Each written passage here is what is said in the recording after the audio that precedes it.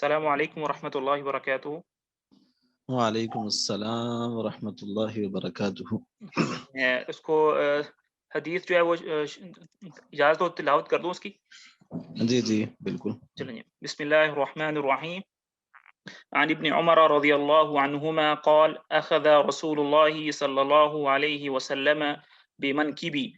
وقال كن في الدنيا كأنك غريب أو عابر سبيل. وكان ابن عمر رضي الله عنهما يقول إذا أمسيت فلا تنتظر الصباح وإذا أصبحت فلا تنتظر المساء وخذ من صحتك لمرضك ومن حياتك لموتك. رواه البخاري. جی استاد۔ بسم اللہ الرحمن الرحیم، الحمد للہ رب العالمین والصلاة والسلام على سید الانبیاء والمرسلین، اما بعد۔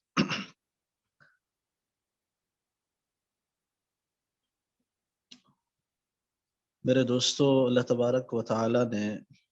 اس دنیا کو مختصر بنایا، ختم ہونے کے لیے بنایا، اور دنیا کی زندگی عارضی زندگی ہے، ختم ہونے والی ہے، اور آخرت کی زندگی ہمیشہ کے لیے ہے اور نہ ختم ہونے والی زندگی ہے۔ تو اللہ کے نبی صلی اللہ علیہ وسلم نے اس دنیا کی زندگی میں ہمیں کیسے رہنا ہے اس کا طریقہ بتلا دیا۔ یہ حدیث ایک ہمیں ہماری بہت بڑی رہنمائی کرتی ہے کہ ہم نے دنیا میں کیسے رہنا ہے، اور بلکہ آپ اس کو ایک بنیادی اور اساسی حدیث کہہ سکتے ہیں دنیا میں زندگی گزارنے کے لیے، جو اس حدیث میں اللہ کے نبی صلی اللہ علیہ وسلم نے ہمیں ایک اصول بتایا۔ جیسے ابن عمر رضی اللہ تعالیٰ عنہ فرما رہے ہیں کہ رسول اللہ صلی اللہ علیہ وسلم نے مجھے کندھے سے پکڑا، میرے مونڈے پر ہاتھ رکھا، مجھے کندھے سے پکڑا۔ جیسے ہم کسی کو جھنجھوڑ کر کوئی بات بتاتے ہیں تو اللہ کے نبی نے ایسے ان کے کندھے پر ہاتھ رکھ کر اہتمام سے فرمایا کہ کن فی الدنیا کأنک غریب او عابر سبیل، کہ دنیا میں ایسے رہو جیسے ایک پردیسی مسافر ہوتا ہے یا راہگیر ہوتا ہے، راہ چلنے والا ہوتا ہے۔ یعنی کم از کم ان دونوں میں سے ایک درجہ تم اپنا لو، یا تو جیسے پردیسی مسافر ہوتا ہے، کسی علاقے میں جا کر کے رہ رہا ہوتا ہے، وہاں ضرورت کا گھر بھی بنا لیتا ہے، ضرورت کے لیے باقی چیزیں بھی لے لیتا ہے، اور کہا یا پھر اس سے اگر بڑا درجہ حاصل کرنا چاہتے ہو تو پھر دنیا میں ایسے رہو جیسے ایک راستہ چلنے والا مسافر ہوتا ہے، جو راستے میں ہوتا ہے، جو کسی جگہ بھی ٹھکانہ نہیں بنائے ہوتا، بلکہ راستے میں چل رہا ہوتا ہے، کسی اسٹیشن پہ کسی سٹاپ پہ گاڑی اس کی رکتی ہے، تھوڑی دیر ٹھہرتا ہے، آگے جانا ہوتا ہے اس کو، اس طرح رہو۔ اور ابن عمر رضی اللہ تعالیٰ عنہ فرمایا کرتے تھے کہ جب شام کرو تو صبح کا انتظار نہ کرو، اور جب صبح کرو تو شام کا انتظار نہ کرو۔ کوئی پتہ نہیں ابھی ہماری شام ہے، صبح دیکھ سکیں گے نہیں دیکھ سکیں گے، صبح کی ہے شام دیکھ سکیں گے نہیں دیکھ سکیں گے۔ یعنی دنیا کی زندگی کا انتہائی مختصر ہونا بتایا کہ بہت ہی مختصر، بہت ہی ناپائیدار زندگی ہے۔ اور اللہ کے نبی صلی اللہ علیہ وسلم نے عملی طور پر اس حدیث کو اپنی زندگی میں عمل کر کے دکھلایا۔ اللہ کے نبی صلی اللہ علیہ وسلم دنیا کے بارے میں فرماتے تھے مالی ولی دنیا، میرا دنیا سے کیا لینا دینا، میرا دنیا سے کیا تعلق،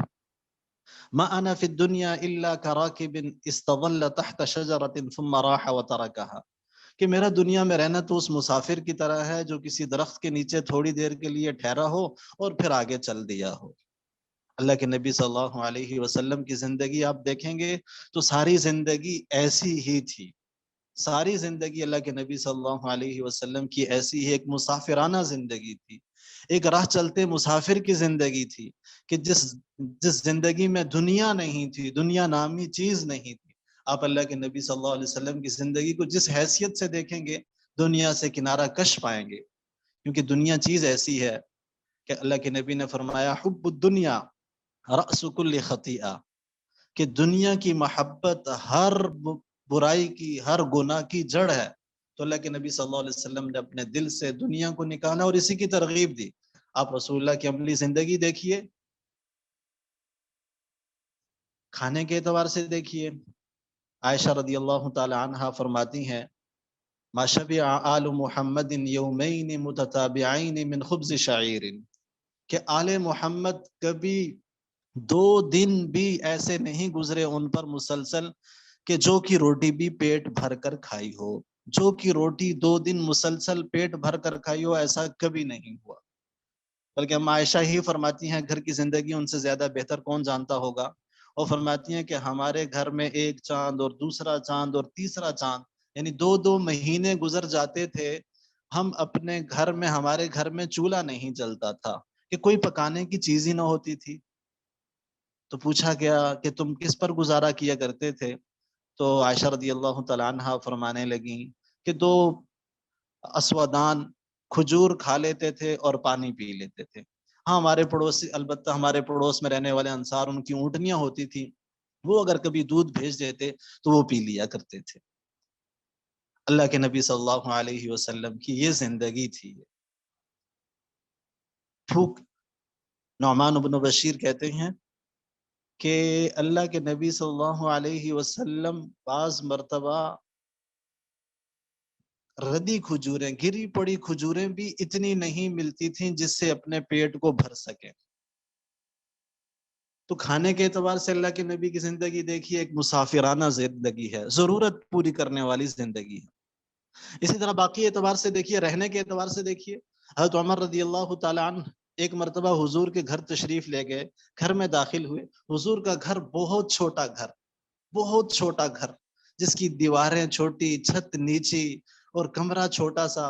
بلکہ عائشہ ہی فرماتی ہیں رضی اللہ تعالی عنہ کہ حضور علیہ السلام جب رات کی نماز پڑھتے تھے، تہجد کی نماز پڑھتے تھے، تو میں گھر میں آگے وہاں آرام کر رہی ہوتی تھی، تو حضور جب سجدہ کرتے تھے تو سجدہ کی جگہ نہیں ہوتی تھی میری، تو جب حضور سجدہ کرنے لگتے میں اپنی ٹانگوں کو سمیٹ لیتی، سکیڑ لیتی، حضور سجدہ کر لیا کرتے تھے۔ اتنا چھوٹا سا گھر۔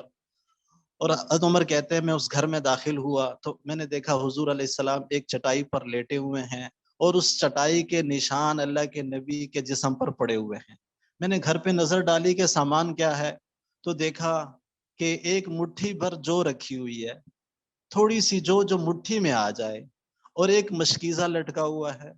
اور اس کے علاوہ چند معمولی چیزیں، اس کے علاوہ کچھ نہ تھا۔ تو عمر رضی اللہ تعالیٰ عنہ کہنے لگے، اور بے ساختہ رو پڑے۔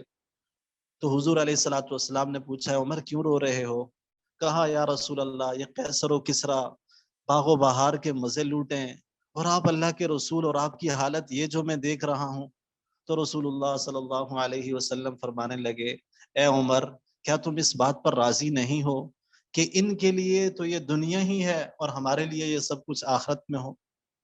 تو میرے بھائیو دوستو، حضور علیہ السلام نے عملی طور پر ہمیں بتلایا کہ ہم نے دنیا میں رہنا کیسے ہے، اور دنیا میں ہم نے اپنی زندگی گزارنی کیسے ہے، اور کوشش کی صحابہ رضی اللہ تعالی عنہم کے دلوں میں دنیا کی نفرت بٹھا دیں اور دنیا کی محبت نکال دیں۔ جیسے میں نے حدیث پڑھی تھی پہلے کہ کیونکہ دنیا کی محبت ہر برائی کی جڑ ہے۔ آج جتنے بڑے بڑے گناہ ہو رہے، سود کیوں کھایا جا رہا، چوری ڈاکہ کیوں ہو رہا، لوگ حرام میں کیوں مشغول ہو رہے، آپ اس کی بنیادی وجہ دیکھیں گے وہ دنیا کی محبت نظر آئے گی۔ تو اللہ کے نبی مختلف طریقوں سے صحابہ کے دلوں سے دنیا کی محبت نکالا کرتے تھے۔ کبھی اس جیسے ارشادات فرما دیے کہ دنیا میں رہنا کیسے، کبھی مثال سے سمجھایا کرتے تھے۔ ایک مرتبہ اللہ کے نبی صلی اللہ علیہ وسلم جا رہے تھے، راستے میں دیکھا ایک بکری کا بچہ مرا ہوا پڑا تھا۔ تو اللہ کے نبی صلی اللہ علیہ وسلم نے اس مرے ہوئے بچے کو، بکری کے مرے ہوئے بچے کو کان سے پکڑا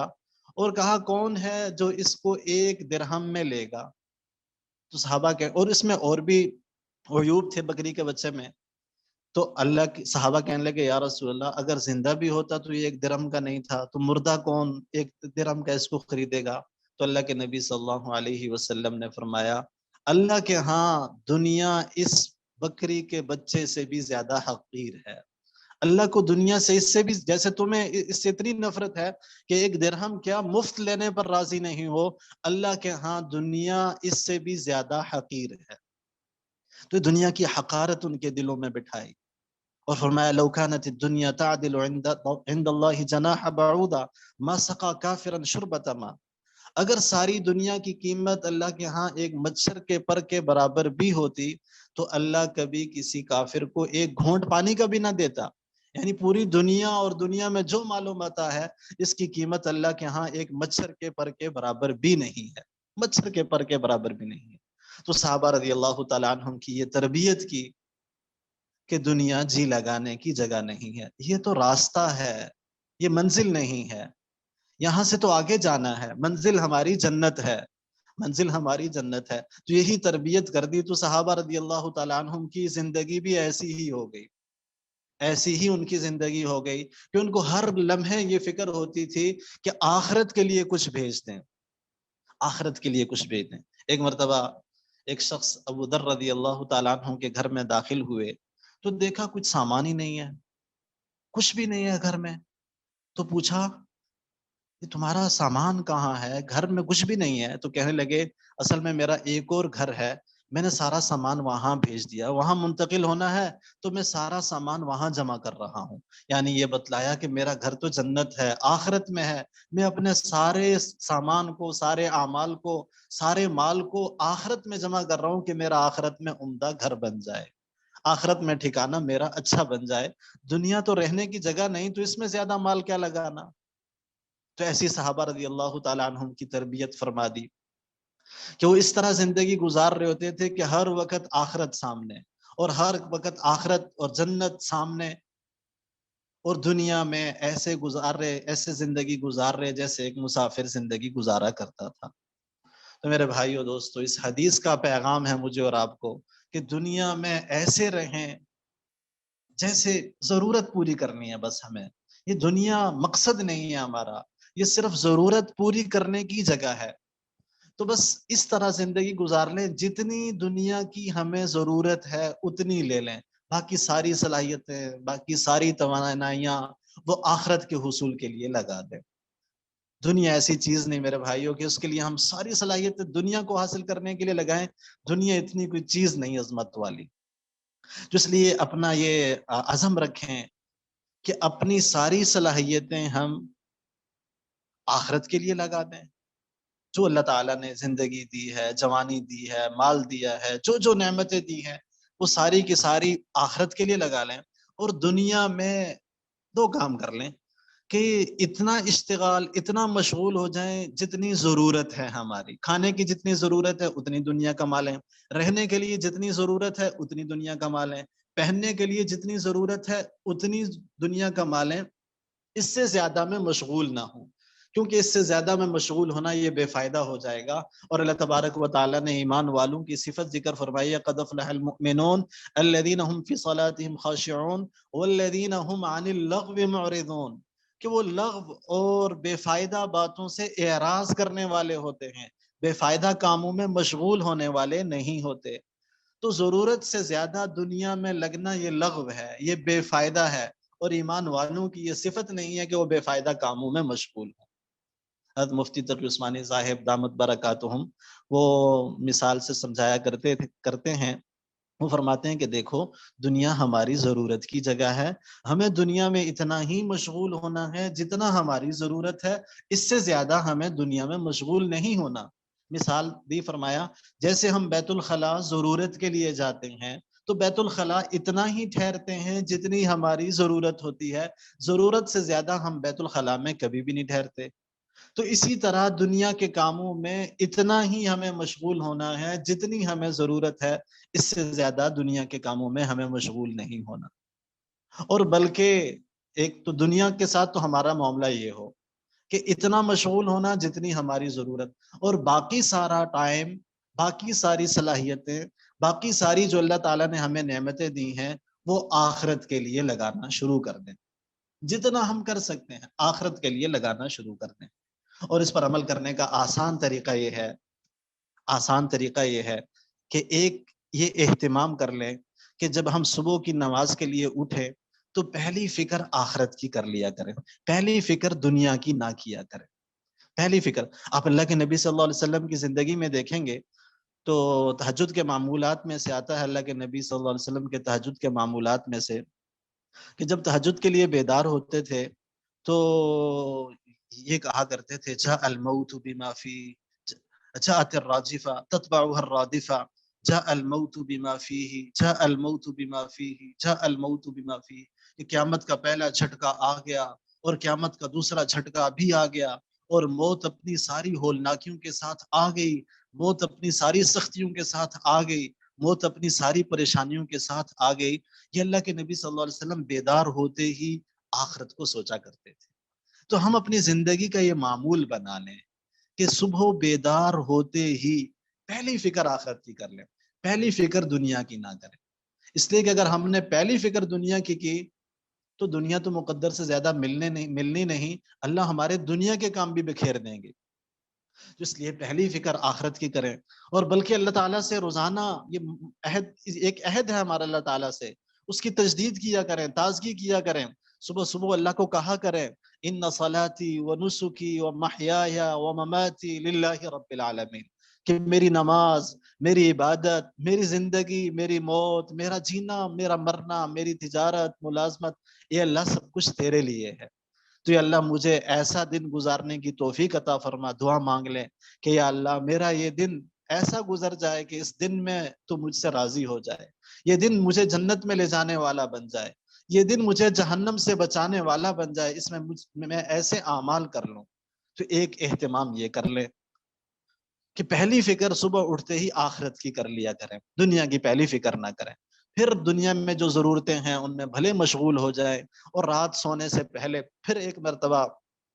اپنا محاسبہ کر لیا کریں کہ آج دنیا کے کاموں میں کتنا مشغول رہا، دین کے کاموں میں کتنا مشغول رہا، کتنا وقت دنیا کمانے میں لگ گیا، کتنا وقت آخرت کمانے میں لگ گیا۔ تو یہ تھوڑی سی فکر رات سونے سے پڑھ لیں، پھر دعا مانگ لیں اور لا الہ الا اللہ پڑھ کر سو جائیں، اپنے اعمال کر کے سو جائیں۔ انشاءاللہ اللہ کی رحمت سے امید ہے کہ آہستہ آہستہ مسلسل اگر ہم یہ عمل کرتے رہیں گے تو آہستہ آہستہ آخرت کی فکر ہم میں غالب ہو جائے گی اور دنیا کی فکریں کم پڑ جائیں گی، اور جب آخرت کی فکر غالب ہو جائے گی تو آخرت کے لیے اعمال کرنا بھی بہت آسان ہو جائے گا۔ تو انشاءاللہ میں بھی نیت کروں کہ آخرت کی تیاری والے اعمال میں لگنا ہے، صبح و شام لگنا ہے، اور ایک مسافرانہ زندگی جیسے حدیث کا ہمیں پیغام ہے وہ گزارنی ہے، اور آخرت کو اپنی زندگی کا اصل مقصود بنانا ہے۔ تو اللہ تبارک و تعالی مجھے اور آپ کو عمل کی توفیق نصیب فرمائے، آخرت کی تیاری کی توفیق نصیب فرمائے، اپنی رضا کے کاموں میں ہم سب کو مشغول فرمائے۔ وآخر دعوانا ان الحمد للہ رب العالمین۔ جزاکم اللہ خیر۔ استاد جی مختصر سی دعا بھی کروا دیں۔ جی، کسی نے کوئی بات پوچھنی ہو اس سے پہلے؟ جی کسی کا کوئی سوال ہے تو وہ پوچھ سکتے ہیں، پھر انشاءاللہ دعا کرتے ہیں۔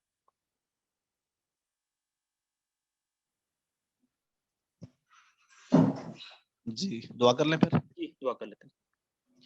الحمد لله رب العالمين والعاقبة للمتقين والصلاة والسلام على سيد الأنبياء والمرسلين اللهم ربنا آتنا في الدنيا حسنة وفي الآخرة حسنة وقنا عذاب النار ربنا ظلمنا أنفسنا وإن لم تغفر لنا وترحمنا لنكونن من الخاسرين اللهم اهدنا واهد بنا وجعلنا سببا وسبيلا لمن اهتدى۔ یا اللہ ہمارے اس حدیث پڑھنے پڑھانے کو قبول فرما لے، یا اللہ ہمیں حدیث کی برکتیں نصیب فرما لے، یا اللہ ہم سب سے راضی ہو جا، اپنے رضا کے کاموں میں لگا لے، یا اللہ اپنی محبت نصیب فرما دے، اپنے رسول صلی اللہ علیہ وسلم کی محبت نصیب فرما دے، یا اللہ آخرت کی تیاری کی توفیق نصیب فرما دے، یا اللہ جنت کا شوق نصیب فرما، جہنم کا خوف ہمارے دلوں کے اندر پیدا فرما دے، یا اللہ قبر کی منزل ہمارے سامنے کر دے، یا اللہ تیاری کی توفیق نصیب فرما۔ قبر، آخرت، جنت، جہنم بڑے مراحل آنے والے ہیں، یا اللہ ان کی تیاری کی توفیق نصیب فرما۔ اور یا اللہ جو ہمارے بھائی مختلف علاقوں سے مختلف ملکوں میں اکٹھے ہو کر یا اللہ یہ دین کے لیے اکٹھے ہیں، پڑھ رہے ہیں، یا اللہ ان کا اکٹھا ہونا پڑھنا قبول فرما لے، یا اللہ ہم سب کو جنت میں بھی جمع فرما دے، یا اللہ ہم سب کو جنت میں بھی اکٹھا فرما دے، یا اللہ نوجوان، یا اللہ ہر عمر کے لوگ یا اللہ مختلف علاقوں سے جمع ہیں اور اللہ تیرا علم سیکھنے کی کوشش کر رہے ہیں، اللہ تیرا دین سیکھنے کی کوشش فرما رہے ہیں، یا اللہ تو ان سے راضی ہو جا، یا اللہ ان کی کوششیں قبول فرما لے، یا اللہ ان کے ہر عمل پر یا اللہ انہیں بے انتہا اجر نصیب فرما دے، یا اللہ ہم سب سے راضی ہو جا، یا اللہ ہمارے والدین سے راضی ہو جا، یا اللہ ہمارے والدین کی مغفرت فرما، یا اللہ ان پر رحم فرما، یا اللہ ان پر رحم فرما، جن کے والدین فوت ہو گئے اللہ ان کو جنت الفردوس نصیب فرما، یا اللہ جن کے زندہ ہیں یا اللہ ہمیں ان کی خدمت کرنے کی توفیق نصیب فرما، ان سے راضی ہو جا، یا اللہ ہم سب کو اپنی محبت نصیب فرما۔ اللهم صل على سيدنا ومولانا محمد وعلى آل سيدنا ومولانا محمد وبارك وسلم آمين.